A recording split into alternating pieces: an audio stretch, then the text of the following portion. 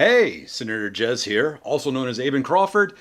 Welcome to episode 1 of the Indie Music Blast with Senator Jaiz.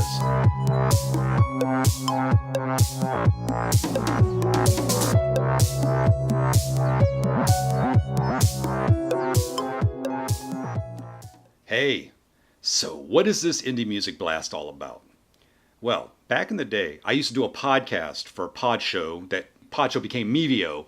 And in that podcast, I did a indie radio show in that I would highlight several bands every week in a radio format with some talk and some comedy and things. It was fun. I was on their roster from 2005 till 2010. Then I got dumped. I did a few more episodes and we ended up with something like 485 episodes before I just stopped.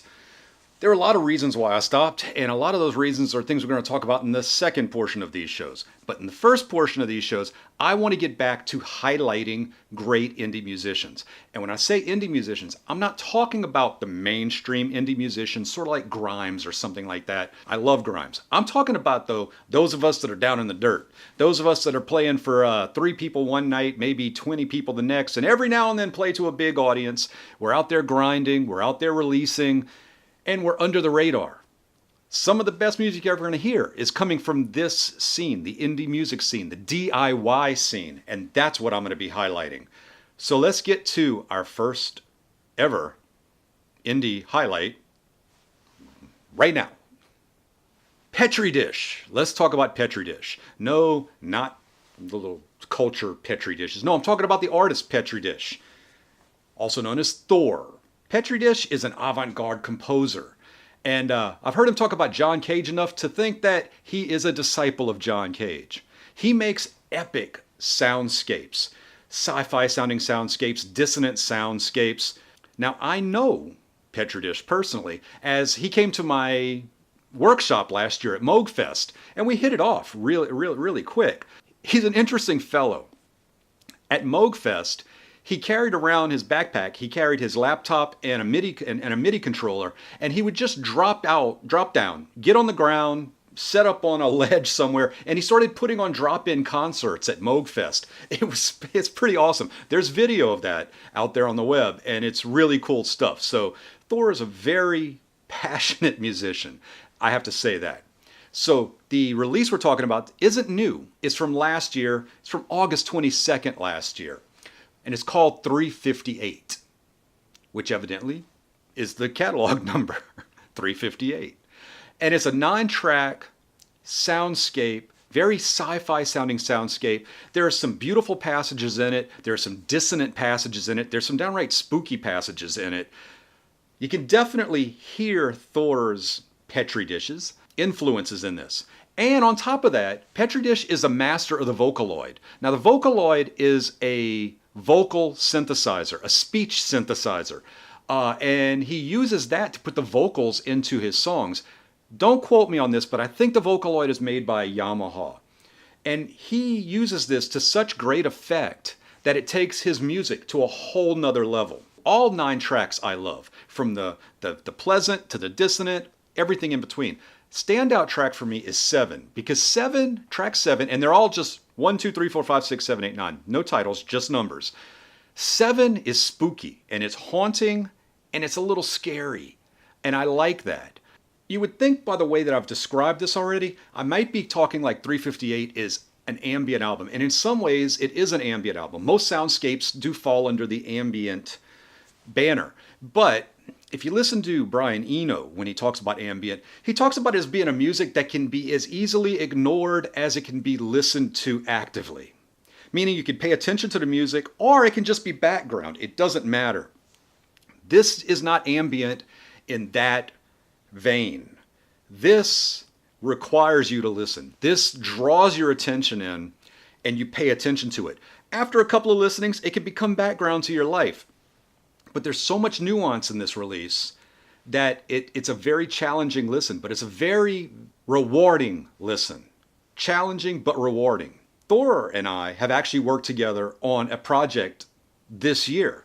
I work at the North Carolina Museum of Natural Sciences. You're about to hear about that in the second portion of this show, and I was tasked with creating a soundscape for a traveling exhibit that we have that's going to be running through September. It's Mazes and Brain Games. And I approached 5 composers: Petridisch, AfroDJMac, Michael Harren, Dejacusse, and Skidmatik. And I gave each of them a BPM range and each of them a different key to write in. And I just said, send me something that's space music. Send me drones, ARPs, just send me space music. I took all of what they sent me, and then I created a piece, and then I worked on top of their stuff to tie everything together to create the soundscape for the museum. This is also available on Spotify, iTunes, Amazon, Google, you name it, it's out there. It's called Soundscapes for Mazes in 6 Movements. The talent level on this with AfroDJMac, with Petridisch, Michael Harren, Dejacusse, Skidmatik, even this goofy guy named Senator Jaiz, it's really worth a listen. It's a great soundscape. That definitely does fall into the ambient realm because it can be actively or passively listened to. Brian Eno's way of saying it. So check that out too. Petridisch, thumbs up. Now, I'm going to challenge you. Here's the thing. I used to say this all the time on my old Indie Music Blast podcast. Support the indie artists. I hear from people all the time that they're tired of the radio. They're tired of the Max Martin written pop hits. They're tired of the fact that country music sounds just like pop with banjos, violins, and lap steel guitar. What? I don't listen to country music, so, forgive me on that one. We've all seen the videos where people have taken 5 songs, put them together, and they're basically the same chord progressions, basically the same songs. There is a remedy for that, but it takes a little work on your part. The indie music scene. The thing about the indie music scene is everybody that creates in this scene, no matter what the genre, it's done with passion because we're doing it for the music. Nobody's holding our strings. Nobody's the puppet master here. We create the music we want to create, and we create it with passion. And I say we because everybody that I've ever met in this scene, the DIY scene, just has the passion for music. But there is the sad part of this, and that's people like me, people like Petridisch. We're going to create music no matter what. That's what we do. But some people get really discouraged. Playing to small crowds, having people ignore you, it gets tiring after a while. And then we lose great music because they go away. They stop making music. And the world's a worse place at that point because we have less great music. That's one of the reasons I'm doing this show, is to bring some of this great music to you. You don't have to do as much work. You don't have to go find it. I'm bringing it to you. But the support is necessary to keep it going. Now, there's many ways. There's money. You can, if they have a Patreon, you can be a patron. If they have music for sale, buy it. If they have swag, buy it. But it goes beyond that. You can talk about them on Twitter. You can talk about them on Facebook. You can talk about the album releases. You can even just send an email. Hey, sometimes when you wake up in the morning and you're like, I just can't do this anymore. Nobody's listening to my stuff. It's too hard. It's too emotional for me. Sometimes a tweet or an email or something just saying, I really like your last release, will give an indie artist energy to make a whole new album. It's that simple. Just show support to the indie artists, please. And also, it's really hard starting a YouTube channel from scratch. My main channel's gone pretty strong. Not as strong as I'd like, but it's been around for years now. This, I want it to be focused strictly on the Indie Music Blast. So I'm starting brand new with this channel. Please, if you like what I'm doing, or at least see potential as I get the rough edges off of this show, please hit the subscribe button down there and maybe click on the bell so you know when new episodes come out. As of right now, the release schedule is Mondays and Thursdays. Let's go. Now, part 2. So, in this section right here, I'm going to talk to you, the indie artists out there. And as we get further into the show, I want you to talk back. Hit me on Twitter, hit me at abencrawford@gmail.com. Hit me in the comments down below because I want this to be a discussion. I want to hear your indie music stories too. I want to hear things that have worked for you, and I want to hear things that didn't work for you, because as indie artists, we are always doing things that don't work. We're always throwing ideas against the wall to see what sticks. Sometimes they stick, sometimes they don't. That's the beauty and the horror of being an indie musician. Before we get into that, I want to let you know who I am. So I've been playing guitar since I was 13. I had a saxophone from band that I wasn't playing because band wasn't really for me. So a few years went by and I'm like, I love punk rock. I love rock and roll. I love electronic music. Unfortunately, I couldn't afford the equipment back a long time ago. Let's just say a long time ago. Okay, 13, so we're talking 83 when I got my first guitar, I think. Maybe 82 when I got my first guitar. I didn't have the money for synthesizers back then. I was just 13 years old, but I did have a saxophone that I could bring to Hoffman's Music in Thibodaux, Louisiana, and they gave me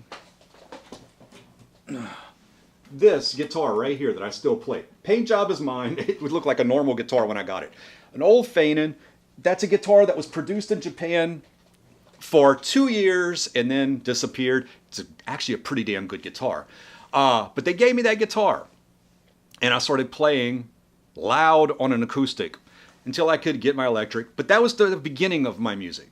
Then life caught up. I got more guitars, but I never really created anything. I was in a couple of short-lived bands. And then podcasting came around in 2004. I mean, that's a long stretch of just playing in a band here and there and just playing in the bedroom, which is what I was, a bedroom musician, basically, who did play in a couple of small punk bands. 2004, when podcasting came around, I jumped on that and I created the Reaching for Lucidity Indie Music Blast. I was signed to Podshow, which became Mevio, and I was a professional podcaster from 2005 to 2010. Then I got dropped. After promoting bands for that stretch of time, I was like, you know, now I have this recording software. Let me see if I can make music again. And that was a hard process because recording just voice into a software program isn't that hard.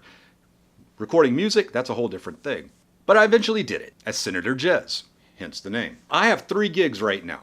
One gig is at the North Carolina Museum of Natural Sciences, where I compose music for the museum media, for live events, for all kinds of stuff actually. Soundscapes for exhibits. I also help design audio exhibits in the museum. I do voiceovers for the museum, and I'm the audio engineer. It's really cool because my day job is in music technically. A lot of people hear my music and it's great. They hear it through the museum though, not as Senator Jaiz. But it's really great because my day job totally lines up with my passion job, which is my other 2 gigs. I have Reaching for Lucidity Records, small label, I run that. And then, of course, I'm Senator Jaiz. I am a composer, I'm a performer, and I'm a music educator. I created a workshop called No Permission Needed, Create. And I brought that to Moogfest 2016 and 2017. I brought it to the SciTech Expo, brought it to NC State, brought it to a couple of local high schools. And the idea of this is to get people in front of Ableton Live, 3 or 4 people, best if they don't even know each other, and we create in 10 minutes or so a 16-bar loop from scratch. I stay out the way, only guide where technical issues come up.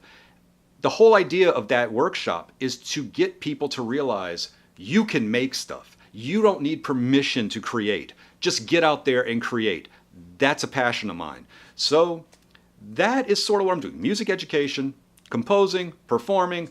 I'm an indie musician. I'm just like you guys. However, I've learned a lot from my podcasting days to where I am right now, to working at the museum. I have some insights I think can be helpful to you, but I want your insight back. So remember, in the comments, on Twitter, at Senator Jaiz, email abencrawford@gmail.com. Hit me back with your stories. Let's make this a conversation, and let's make this a place where indie musicians can come and realize, A, they're not alone. You're not alone out there. And B, learn some strategies that can help you take things to a new level. And with that, this is episode 1, everybody. Please hit subscribe below. Hit the bell if you want to be notified when episodes come out. reachingforlucidity.com is my website. Check it out. And I will see you in episode 2. Remember, as of right now, Mondays and Thursdays. So, Senator Jaiz out, everybody. Cheers. Have a great day.